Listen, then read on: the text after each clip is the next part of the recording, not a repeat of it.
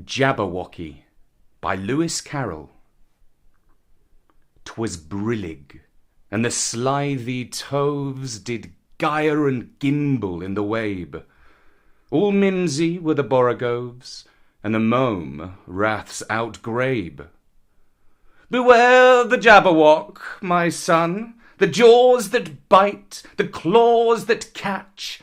Beware the Jubjub bird, and shun the frumious Bandersnatch.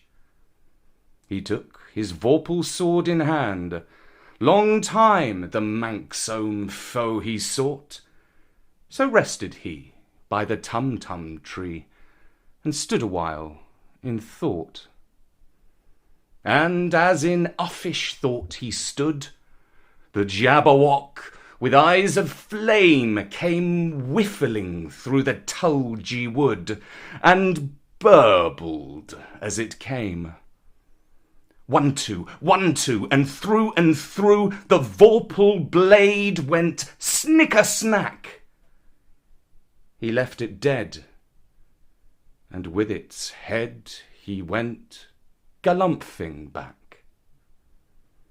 And hast thou slain the Jabberwock? Come to my arms, my beamish boy. Oh, frabjous day, calloo, callay! He chortled in his joy. 'Twas brillig, and the slithy toves did gyre and gimble in the wabe.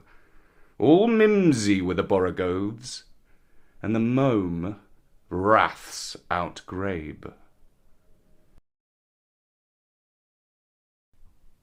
The Hunting of the Snark by Carroll.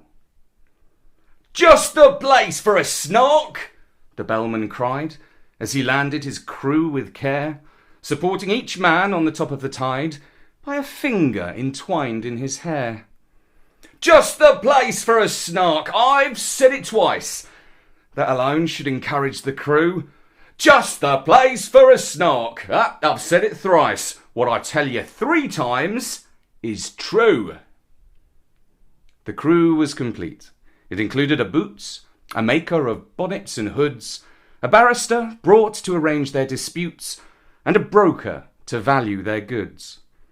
A billiard marker, whose skill was immense, might perhaps have won more than his share, but a banker, engaged at enormous expense, had the whole of their cash in his care.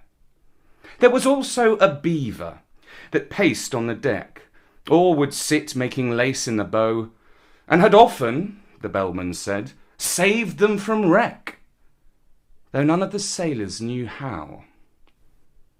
There was one who was famed for the number of things he forgot when he entered the ship: his umbrella, his watch, all his jewels and rings, and the clothes he had brought for the trip. He had 42 boxes, all carefully packed, with his name painted clearly on each.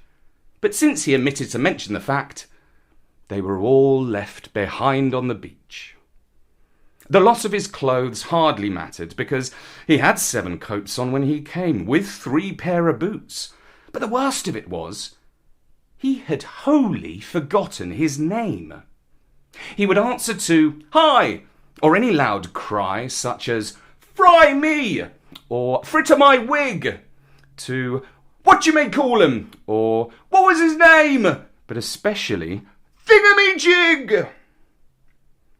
While for those who preferred a more forcible word, he had different names from these. His intimate friends called him Candle Ends, and his enemies Toasted Cheese. His form is ungainly, his intellect small, so the bellman would often remark, but his courage is perfect, and that, after all, is the thing that one needs with a snark. He would joke with hyenas, returning their stare with an impudent wag of his head, and he once went a walk paw in paw with a bear, just to keep up its spirits, he said. He came as a baker, but owned when too late, and it drove the poor bellman half mad. He could only bake bride cake, for which, I may state, no materials were to be had. The last of the crew needs a special remark, though he looked an incredible dunce. He had just one idea, but that one being Snark. The good bellman engaged him at once. He came as a butcher, but gravely declared when the ship had been sailing a week, he could only kill beavers. The bellman looked scared and was almost too frightened to speak. Hey guys, it's Ronnie B and I'm in my own tulgey woods, Richmond Park. I didn't catch a Jabberwocky or a Snark, but I saw some deer. Well, lockdown is slowly starting to be eased. We're allowed unlimited exercise. They've still banned cars and bicycles from Richmond Park, but I didn't say anything about electric skateboards, so I reckon I'm okay. Onto the poetry. I wanted to keep it on a light-hearted tip, so I went for Jabberwocky by Carroll. And it is such a funny poem. If you didn't understand a word of it, don't worry, because he made up pretty much all of the words in it. But the wonder of it is, you still understand what the poem's about. Slithy toves are clearly horrible. Burbled is the noise the Jabberwock makes. You can hear it as he's coming through. Snicker-snack as he's been killed with the sword. It is just such a fun poem to recite, just the joy of saying those crazy made-up words. And the hunting of the Snark, so that's just the beginning of it. It's a really long poem, it's in 8 parts, and if you enjoyed that first bit, I would highly recommend reading the whole thing. I'll put the link in the description below. It's brilliant, it carries on in the same vein. The bellman, who is an expert at hunting Snarks, and his motley crew, searching the seas for the Snark. It is fantastic. Definitely read it if you haven't already. Right, I've got a little bit of juice left on Callie. I'm going to skate off into the sunset. If you enjoyed the video, please do leave me a like and subscribe. If you haven't checked out my Instagram page, have a look. It's really fun. At Skateboard. See what I did there? Skateboard. Yeah. Anyway, I'll see you next time. I've been Ronnie B at Sk8oetry.